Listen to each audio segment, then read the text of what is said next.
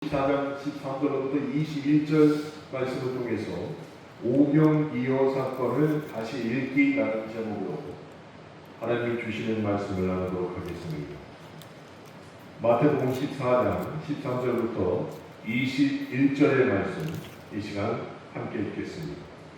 예수께서 들으시고 배를 타고 떠나사 따로 인도에 가시니 무리가 듣고 여러 곳로부터 거기서 따라간지라. 예수께서 나오사 큰 무리를 보시고 불쌍히 여기사 그 중에 있는 병자를 고쳐 주시니라. 저녁이 되매 제자들이 나와 이르되 이곳은 빈들이요 때도 이미 저물었으니 무리를 보내어 마을에 들어가 먹을 것을 사 먹게 하소서. 예수께서 이르시되 갈 것 없다. 너희가 먹을 것을 주라. 제자들이 이르되 여기 우리에게 있는 것은 떡 5개와 물고기 2마리뿐이니라. 이르시되 그것을 내게 가져오라 하시고 무리를 명하여 잔디 위에 앉히시고 떡 5개와 물고기 2마리를 가지사 하늘을 우러러 축사하시고 떡을 떼어 제자들에게 주시매 제자들이 무리에게 주니 다 배불리 먹고 남은 조각을 12바구니에 차게 거두었으며 먹은 사람은 여자와 어린이 외에 5,000명이나 되었다.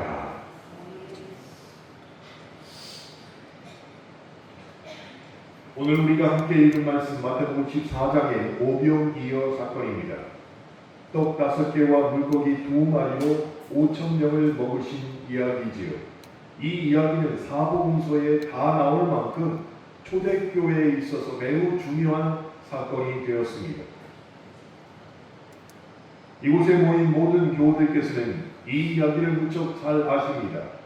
그래서 오늘 본문을 읽을 때 설교 내용이 어떨지 예상하는 분들이 많으셨을 테고 그 예상은 아마도 맞을 것입니다. 그런데 대부분 이 말씀을 읽으면 이렇게 생각이 듭니다. 예수님 앞에 배고픈 무리가 있었고 제자들은 안 된다고 했고 예수님이 능력으로 5,000명을 먹이셨다. 이렇게 짧게 말할 수가 있습니다.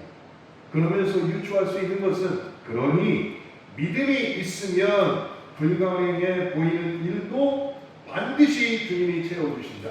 강력한 메시지를 낼 수 있는 본문이 됩니다. 그런데 마태복음 14장에 나오는 오병이어의 메시지가 정말 그것일까요? 이게 문제입니다. 마태복음 14장 13절부터 21절 9절밖에 안 되는 짧은 본문입니다. 그런데 이 말씀을 정말로 감독하고 자세히 읽어보면 우리가 놓친 것들이 곳곳에 숨어 있다는 것을 깨닫게 되는 것이죠. 오늘 이 본문은 저는 설교자로서 우리가 생각했던 것과는 조금 다르게 보려고 매우 노력을 했습니다. 그리고 발견된 것들을 통해서 이 예배 시간 여러분과 함께 나누려고 합니다. 그러니 조심해야 합니다. 조르면 야 수요 저녁 예배 때 내 예상과 똑같았어. 이렇게 결론 내릴 수밖에 없습니다. 결코 조시지 마시기 바랍니다.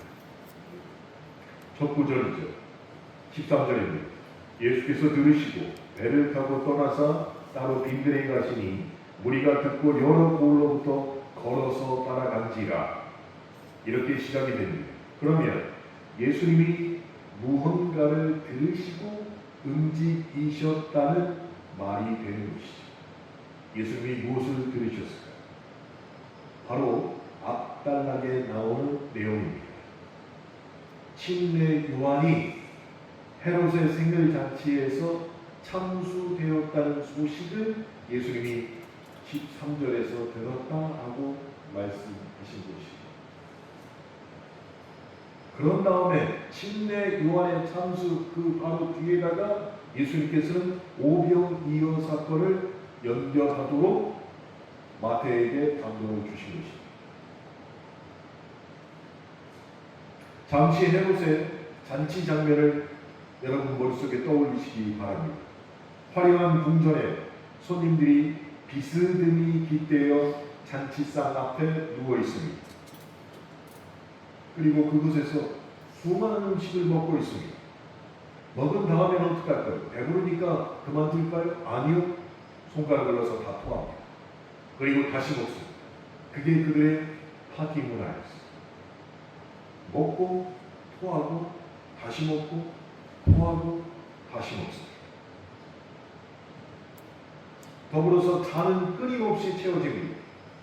악사들이 연주하는 가운데 여인들이 나와서 화려한 춤을 춥니다. 그 중에 한 명이 헤로디아였습니다.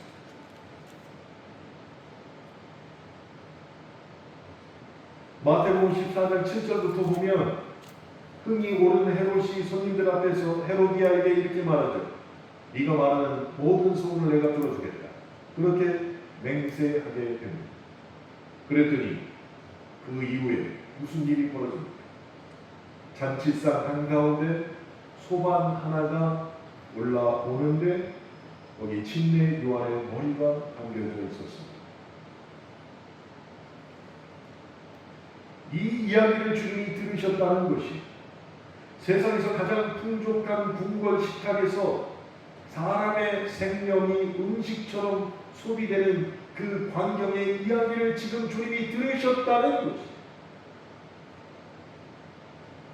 그리고 나서 복음서는 13절부터 우리를 곧장 빈들로 데려갑니다.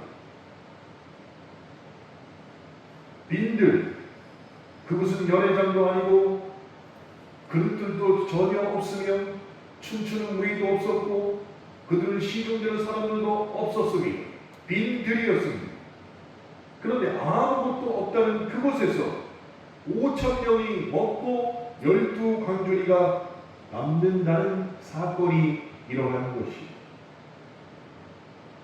마태복음 14장에서는 사람의 생명을 마치 음식처럼 소비하는 한 잔치와 아무것도 없는 빈들에서 5,000명을 먹이신 이 두 사건을 나란히 연결해놓고 우리에게 묻는 것입니다.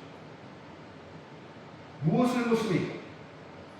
어느 식탁이 정말 풍성한 자리인가? 라고 우리에게 묻는 것입니다. 첫 번째 장소, 사람의 생명이 음식처럼 소비되고 죽어가는 장소, 거기가 정말 풍성한 식탁입니다. 아니면 아무것도 없는 그 빈들에서 주님께서 5,000명을 먹이시고 12광주리를 남기신 그 장소가 진짜 풍성한 식탁입니다. 하고 우리에게 묻는다는 것이죠.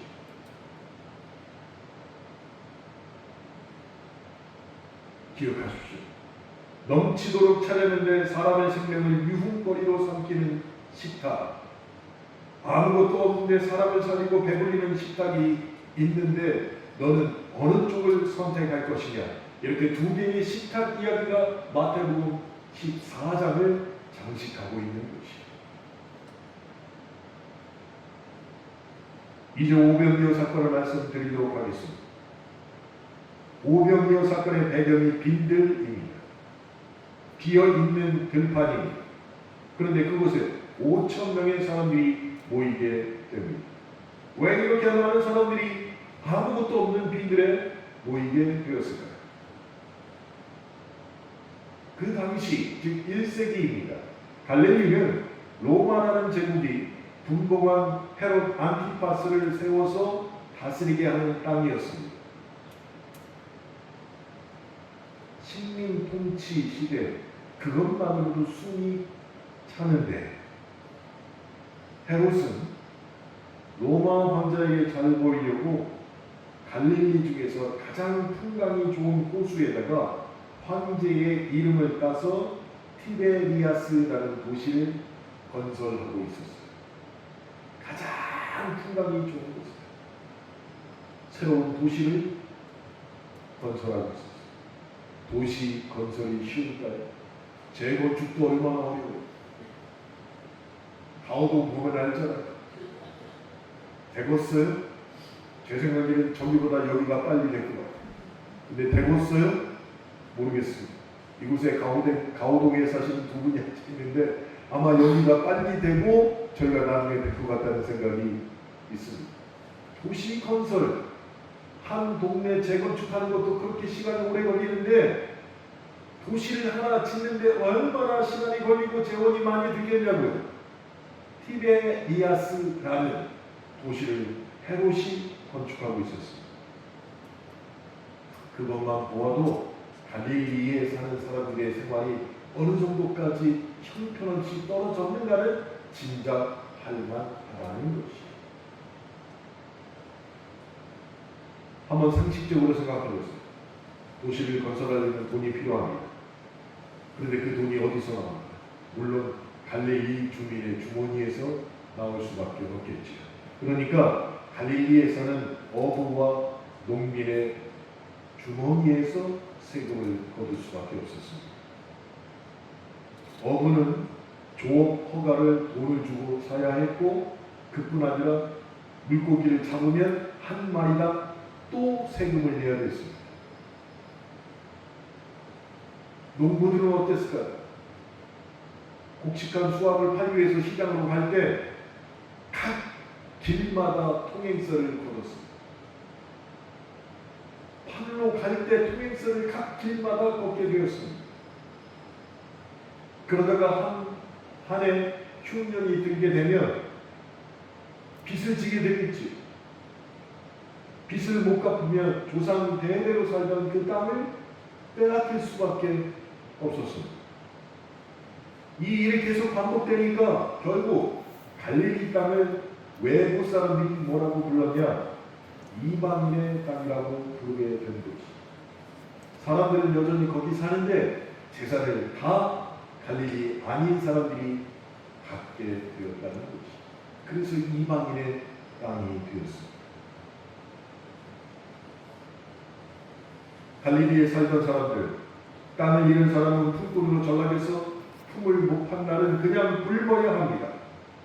그렇게 한 도시를 건축하기 위해서 이들의 삶은 가난이 계속 짙어지게 되었다는 것이죠. 그런데 이 일은 성경과는 전혀 맞지 않은 일이었습니다. 왜냐하면 유대인은 기본적으로 가난한 사람이 한 사람도 없어야 됐기 때문입니다. 구약 성경을 보시면 여러분이 잘 아실 텐데, 출애굽에서 가나안 땅으로 들어갈 때 여호수아는 레위 지파를 제외한 11지파에게 다 땅을 나누어 줬습니다. 그래서 먹고 살아라 라고 했습니다. 그런데 혹여라도 하나님의 백성들 가운데 가난한 사람이 생길까 싶어서 무엇을 두었냐? 희년 제도를 따로 두었습니다. 그리고 50년에 한 번씩 모든 빚을 다 탕감해 주었어요. 종까지도 풀어주는 율법이 있었어요. 그러니 누구도 가난하게 살면 안 되는 땅이었습니다. 그런데도 가난한 사람이 있겠지. 그렇지만 배는 골치 말으라고 추수 때는 그 사람들을 위해서 밭에 한 모퉁이를 절대로 추수하지 못하게 했습니다. 가난한 사람들의 먹으라. 그러니 그것을 염두에 두면 갈릴리에도 가난한 사람이 없어야 되는 것입니다. 그런데 로마 제국의 통치를 받으면서 율법은 적용되지 않았고 수많은 군중들이 가난해졌습니다. 그리고 빈들로 나와서 먹을 것을 구합니다. 하나님의 백성이긴 하지만 하나님의 율법이 작동하지 않는 현실을 지금 그대로 우리에게 고발하고 있는 것이죠. 다시 말해서 성전과 종교 지도자들이 있기는 하지만 화려한 껍데기를 갖추고 있을 뿐 그 속에 아무것도 남은 게 없는 암울한 시대를 지금 지내고 있다는 것이죠. 이것을 우리가 알게 된다면 예수님이 계신 그 빈들에 몰려왔던 5,000명이 넘는 사람들, 그 사람들은 빈들의 소풍을 온 사람들이 아니라는 것이죠. 사회적으로 종교적으로 아무런 보호도 받지 못한 정말로 가난해진 사람들, 마을에 남아있어도 저녁거리가 없던 사람들, 빈들에 아무것도 없어서 굶는 게 아니라 이미 굶던 사람들이 예수라는 이름을 듣고 그 빈들까지 왔다라는 것이.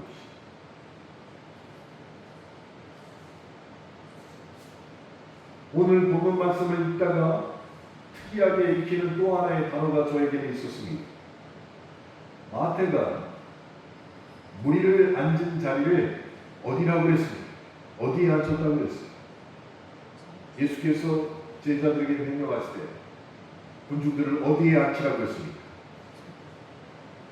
오늘 말씀 중에 그렇죠. 잔디 위에 앉혀라 라고 말씀하셨어요. 사람들이 아무것도 없다고 황량하다고 굶어 죽는다고 알고 있던 그 자리를 예수님께서는 목자가 양을 눕히던 푸른 초장처럼 묘사하고 있다는 것이죠.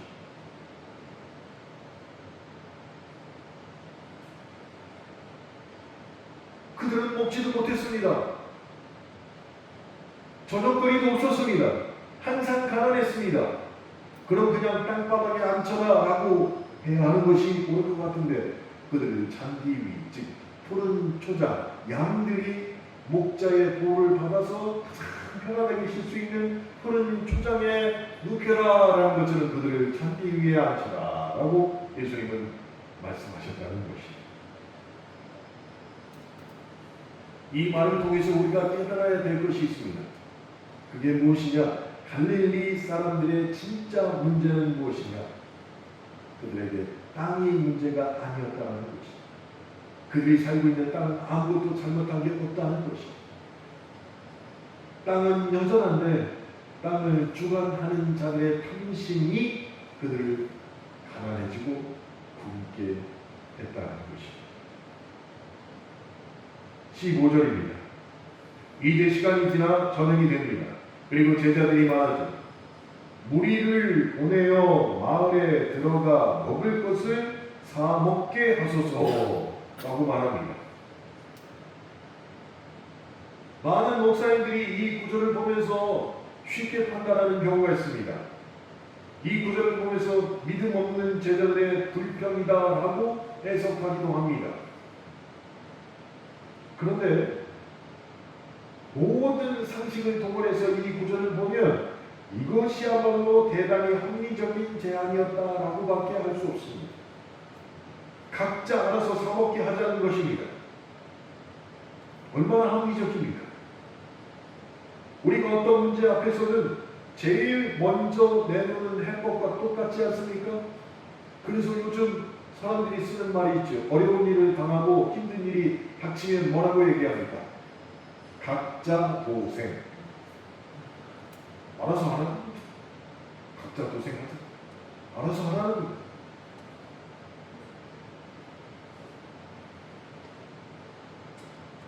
(15절에) 우리를 보내여라고 있는데 이 보내여라는 단어, 보낸다, 이 헬라어 단어의 뜻은 해산시키다 혹은 원래 자리로 돌려보낸다 이런 뜻인데 요즘 말로 번역을 하면 이렇게 번역이 됩니다. 시장에 맡기자라는 뜻이.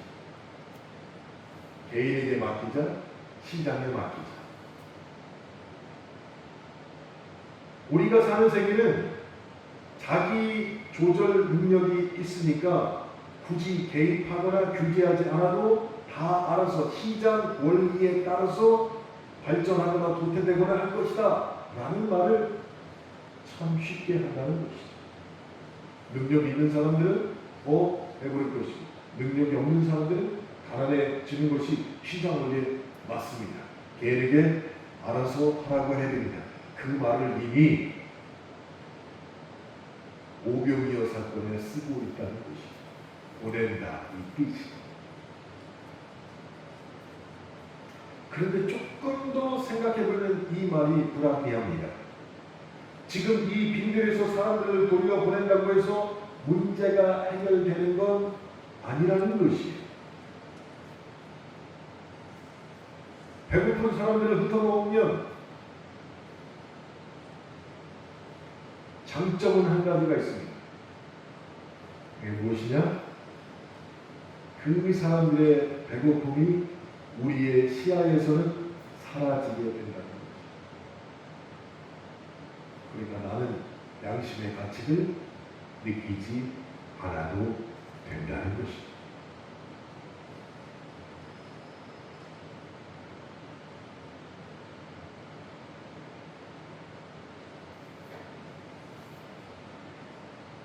자, 이 구절을 잘 생각하시오.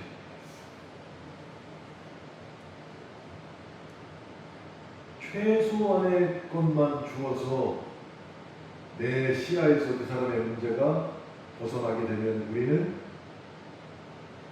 괜찮다고 생각해요. 괜찮다. 근데 그 사람이 나아져서 괜찮은 게 아니라 내 시야에서 벗어나기 때문에.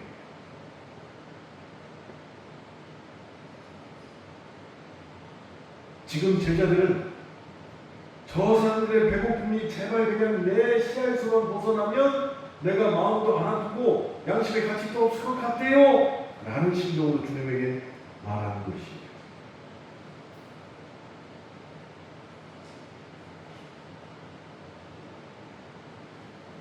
저녁이 되었고 여기는 빈들이라 먹을 것을 파는 상점도 없고 마을까지는 거리가 멉니다. 사실관계로만 보면 제자들 말은 하나도 들리지 않았지만 그런 저 사람들이 있는 그 사람들은 도대체 어떻게 해야 될까? 거기까지는 제자들이 생각하기가 싫었던 것이죠.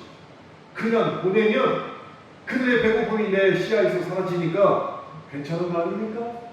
결국 그렇게 말하는 것이죠.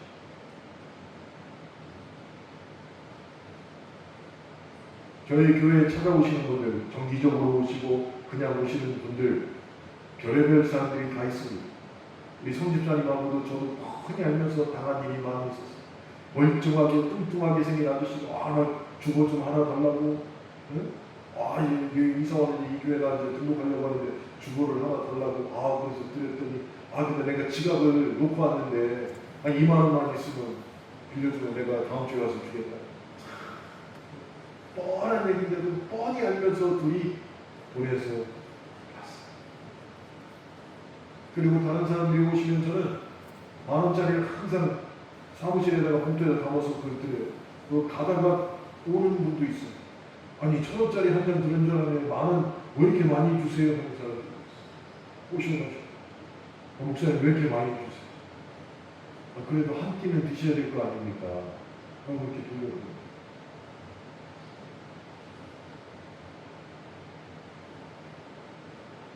혹시나 우리 마음 가운데 제자들과 같은 심정이 있다면 고민해 보셔야 됩니다.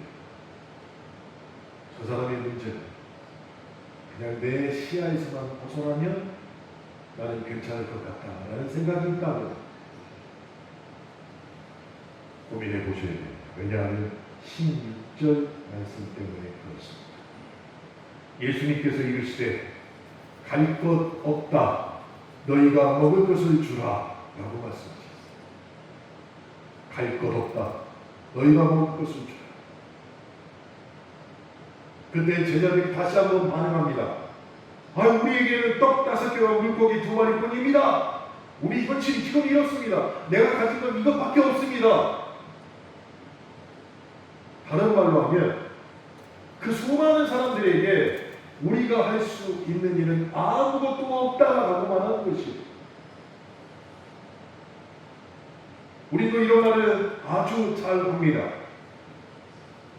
사람이 없어서, 돈이 없어서, 형편이 안 돼서 못합니다. 우리도 제자들과 같은 말을 생각해보면 참 많이 하고 있다는 것이죠. 그때 주님은 그 이야기를 듣고 제자들에게 반박하지도 나무라지도 않으셨습니다. 그리고 가만히 이렇게만 말씀하셨습니다. 그것을 내게 가져오라. 그러니 그들 마음에는 5병2호밖에 없는데 이건 사실 아무것도 아니잖아요. 근데 우리 이거밖에 없어요. 그랬더니 주님은 왜 그거밖에 없어? 하고서 막 나오라는 게 아니라 그걸 나에게 가져오라 하고 말씀하셨어요. 그거라도 나에게 가져오라 라고 말씀하십니다. 그런 다음 어떤 일이 벌어졌는지는 굳이 설명하지 않아도 우리는 잘 알고 있습니다. 다 배불리 먹고 12광주리가 남게 되었다는 것이죠. 이 대목에서 우리는 어떻게 그런 기적이 일어났을까 하는데 관심을 갖게 됩니다. 주님이 도대체 그런 기적을 어떻게 하셨을까? 여기에 관심이 더 간다는 것이죠. 그래서 설명할 필요도 없고 주님이 무조건 신비와 기적을 베푸십니다. 또 어떤 분들은 각자 가져온 도시락을 아마도 있었는데 그걸 다 나눠서 먹을 것이다 라고 해석하는 분들도 있어요. 또 어떤 분들은 요한복음 6장 9절의 말씀을 해석해서 아이의 헌신 때문에 이런 기적이 시작되었지 예수님이 그냥 한 게 아니다. 그래서 우리 모두는 다 헌신해야 된다 라고 막 불같은 말씀을 하기도 합니다. 다 좋습니다. 여기서 주님이 제일 관심을 뒀던 게 무엇이냐? 빈들에 모인 배고픈 사람들이 예수님 앞에서 배불리 먹었다는 사실에만 주님은 집중하셨다는 것이죠. 누가 어떻게 해서 뭐가 됐고 누가 어떻게 해서 뭐가 됐고가 그게 문제가 아니고 그 배고픔 때문에 고생하던 사람들이 주님 앞에서 배불리 먹었다라는 사실에만 집중하셨다는 것이죠. 근데 저는 오늘 이 말씀을 묵상하면서 한 가지를 더 생각해 보려고 합니다. 지금 이 빈들에서 굶주린 이들을 위해 상을 차리시는 예수님은 어떤 상황이었을까? 잘 생각해 봐야 합니다. 제가 설교 서두에 말씀드렸듯이 예수님께서는 어떤 이야기를 들으셨어요. 그 소식이 바로 앞달락에 있는 침례 요한의 억울하고 비참한 죽음이었다라는 것을 우리는 확인을 했습니다. 함께 하나님 나라를 외치던 동지이자 친척을 지금 방금 잃었다는 사실을 알게 되었습니다.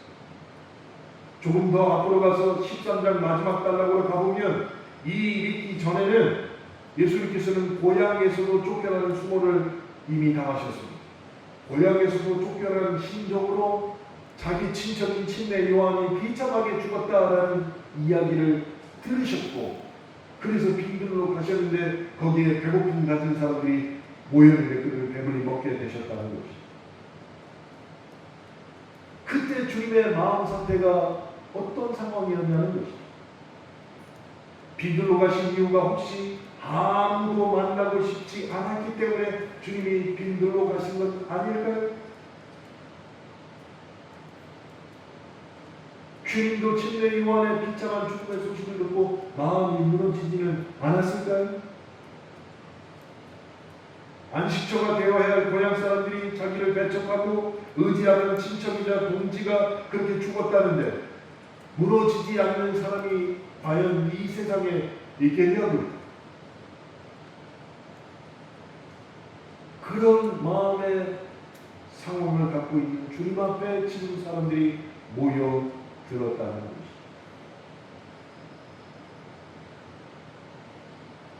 이 사실을 13장 1절부터 해서 13장 마지막까지 잘 그 순서를 따라서 여러 번 읽어보셔야 됩니다. 여러분 그렇지 않으면요 14장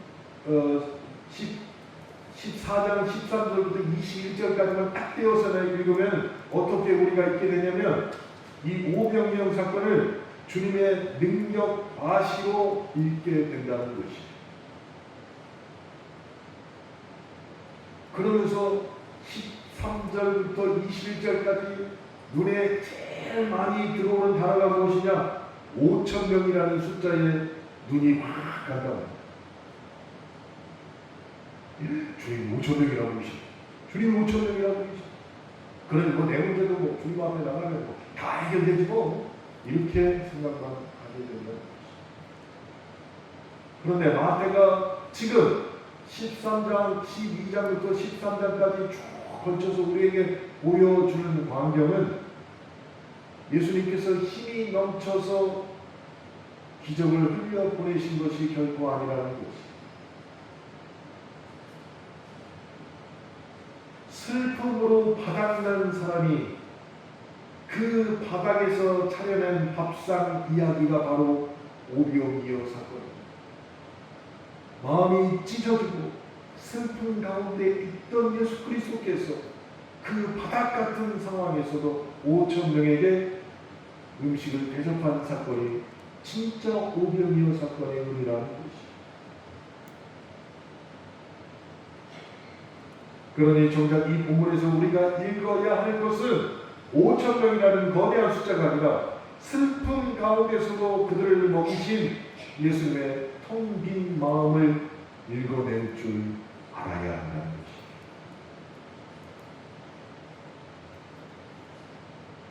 이 본문을 통해서 교회의 부흥과 성장을 즐겨 우리는 설교하고 들어왔습니다. 그러는 동안에 무엇이 잊혀졌냐? 요한의 비참한 죽음은 잊혀졌다는 것이죠.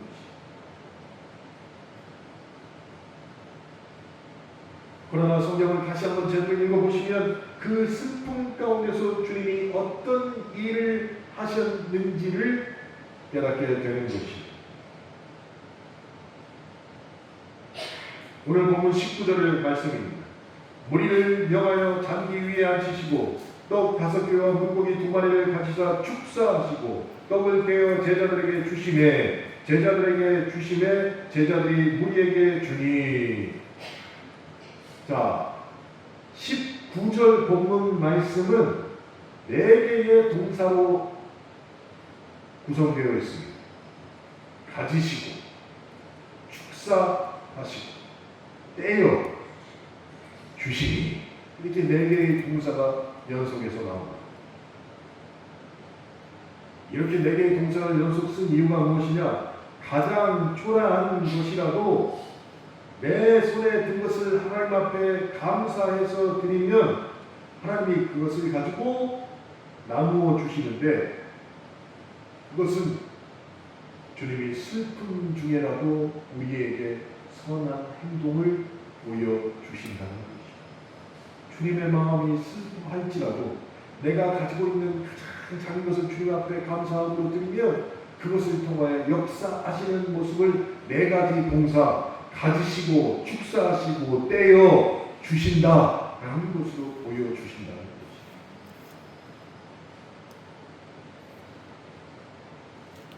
사랑하는 성도 여러분, 우리는 늘 결핍의 이유로 손에 움켜쥐려고 아둥바둥거리지만 주님은 작은 것이라도 소중하게 주님 손에 올려드려 하나님께 감사하면 주님께서는 권능의 숨을 피셔서 대답해 주신다는 것이죠. 우리의 신앙은 결코 움켜진 손이 아닙니다. 주님 앞에 손을 펴는 일에서부터 시작이 되어야 한다는 것이죠.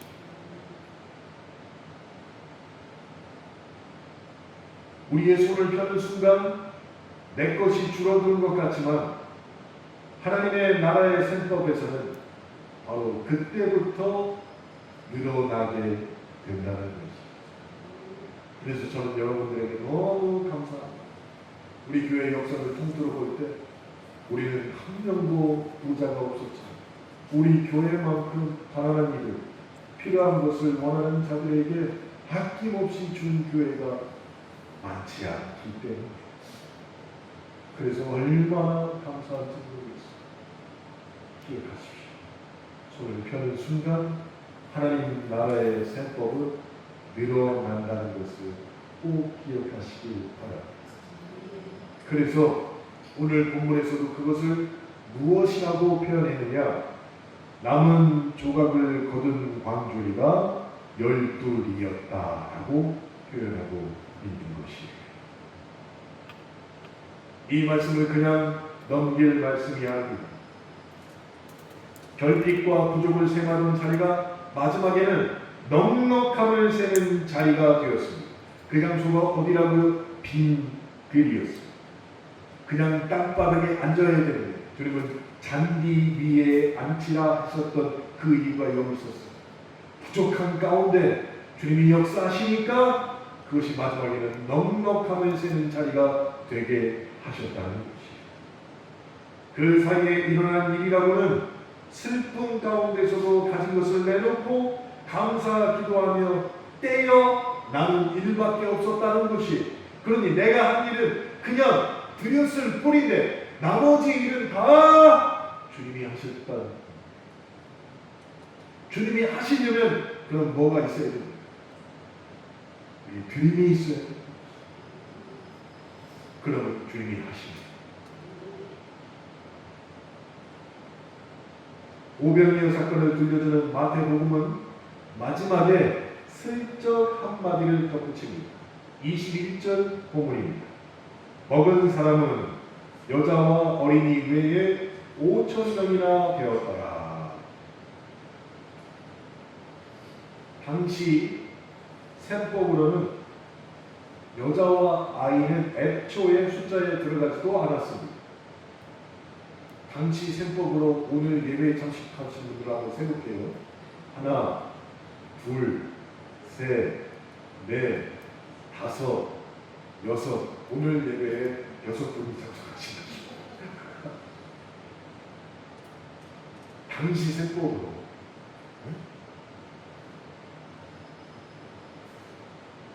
이것은 무엇을 의미하는 것이냐면, 그 당시의 세계는 힘없는 사람은 셈도 하지 않았다라는 것입니다. 그런데 놀랍게도 주님이 마련하신 식탁에서는 빠짐없이 모든 사람들이 배불리 먹게 되었다는 것입니다. 이렇듯 하나님의 식탁은 우리가 그어놓은 경계를 언제나 넘어서십니다. 남녀노소, 국가와 인종, 문화, 교회로 치면 침례 받으면 모든 한 가족이라고 말하면서 뒤로는 새신자의 직업, 새신자가 어떤 생활을 했느냐 따지려고 그러고, 저 사람이 원래 교회인이었는데 그전 교회에서 뭐 때문에 쫓겨나서 일리 왔을까 궁금해하고, 그러면서 속으로는 목사, 안수집사, 집사, 성도 나누면 계급이 침례교회는 내 개구나 이렇게 생각하고, 나도 빨리 안수집사로 올라가야지, 조금 더 공부해서 목사가 될까, 대장이 될까, 속으로는 이렇게 생각하고 있다는 것이죠. 겉으로는 다 형제라고 하는데 내 마음속에 사람을 생각할 때는 그 당시의 셈법으로 세고 있지 않는지 확인해 봐야 됩니다. 빨리 고쳐서 정말로 힘없는 자들도 주님의 식탁 안에서 배불리 먹었다라는 방향으로 돌이켜야 한다는 것입니다. 사랑하는 성도 여러분, 교회라 할지라도 우리가 정신 차리지 않으면요, 우리가 그어놓은 선, 그것을 그대로 유지하려고 해요. 근데 그 우리가 그어놓은 선은 하나님의 말씀에 의해서 선을 긋는 게 아니고 스스로 답을 싼 것 뿐이에요. 오늘 제가 5시에 와가지고 예배를 준비하다가 유튜브를 봤는데, 예장 합동의 강도사, 나이는 한 58세에서 59세 된 분이 쇼츠에서 이렇게 얘기해요. 요즘 CCM은 90%가 쓰레기야. 그렇게 얘기해요. 그래서 이 양반이 어떤 근거로 저런 얘기를 할까? 그냥 조금 들어봤어요. 그랬더니 송경민, 우리 침례교 목사예요. 행복 이런 거 지은 송경민이 지은 행복에 어디 예수 그리스도의 본리 나오고 십자가가 나오냐, 다 쓰레기 같은 거다 해가면서 하도 내가 욕을 먹어서 밥을 안 먹어도 배가 부르다 해가면서 얘기. 그래서 내가 댓글들을 봤어. 댓글들을 쭉 찾아봤다. 그러면 너는 다 그러네. 하나님, 송경민이가 그 행복을 지을 때 어떤 경험을 하고 어떻게 했는지 이 사람은 아무것도 몰라요. 그 찬양을 지을 때 어떤 하나님의 음성을 주시고, 그래서 그걸 해가지고 장로 신학대 교수로 지금 가 있는데 그런 걸 전혀 모르고 그냥 자기가 딱 그어놓어서 90%는 다 쓰레기다. 다 쓰레기다. 내 말은 다르다. 그래가지고 그 사람이 이름을 쭉 찾아봤어요. 강도사인데 어떤 교회에도 소속되어 있지 않습니다. 근데 본인은 강도사예요. 맞아요? 교회에 소속되어 있지 않은 강도사예요. 그리고 교인이 한 명도 없어요. 교회 건축도 하지도 못했고 유튜브로만 하는 사람이고 유튜브를 해가지고 돈만 받는 사람이에요. 네, 시간이 없어서 댓글을 못 썼어요.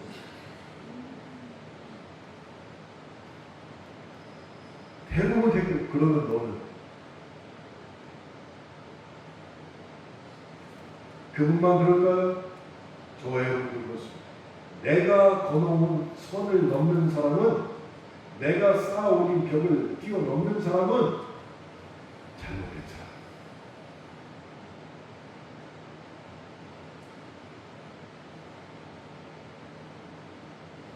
내가 건너온 선과 내가 쌓은 담은 어떤 형식과 절차, 제도보다 나는 중요하다고 생각하는 것이.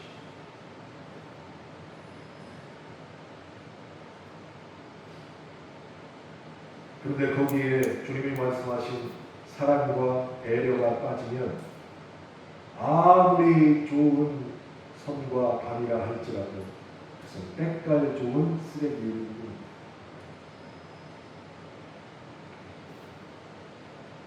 주님은 우리가 쌓아놓은 선과 담을 이미 훌쩍 다 뛰어넘으셨습니다. 오직 사랑으로 사람 셈법에도 들어가지 않는 아녀자와 아이들에게까지도 배불리게 먹이셨다는 것이.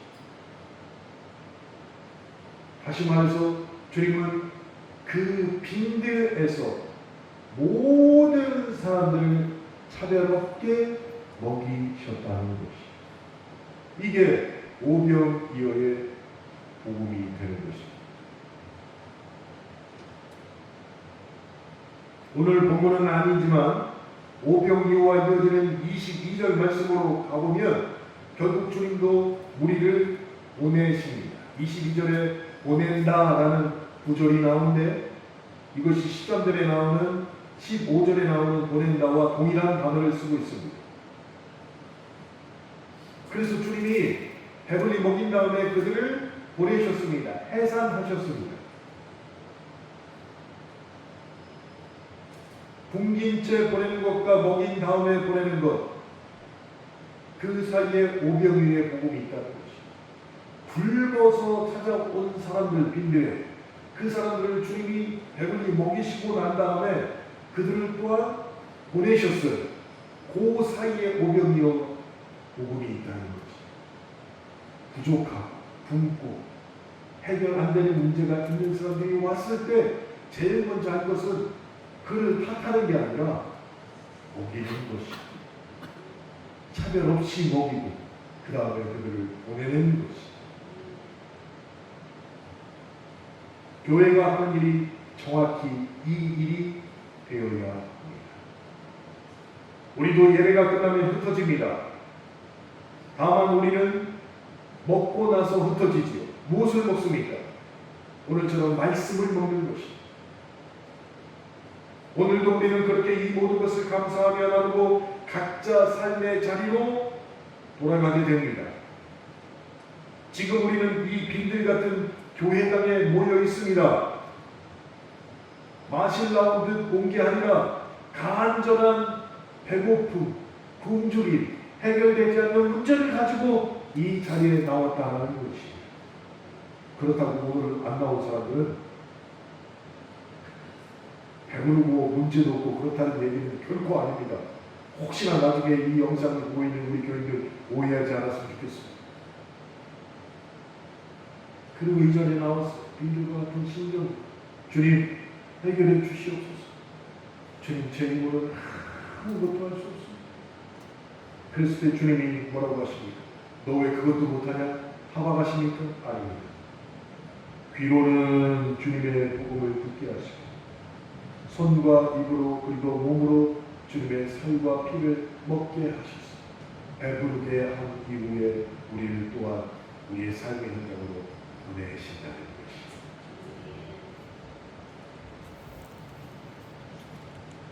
오늘 예배가 끝나고 돌아가시면서 꼭 생각해 보시기 바랍니다. 하나님의 말씀을 들은 내 귀로 한 주간을 무엇을 듣고 무엇을 하며 살아야 될 것인가 꼭 생각해 보시기 바랍니다. 사랑하는 성도 여러분, 바라기는 주님의 복음을 듣는 우리의 눈과 귀 그리고 손과 입술로 누군가를 위한 따뜻한 밥 한 끼라도 대접하시길 바랍니다. 그리하여 우리가 앉은 이 작은 일상이 헤롯의 궁전보다 풍성한 식탁이 되길 주님의 이름으로 축원합니다. 기도하겠습니다.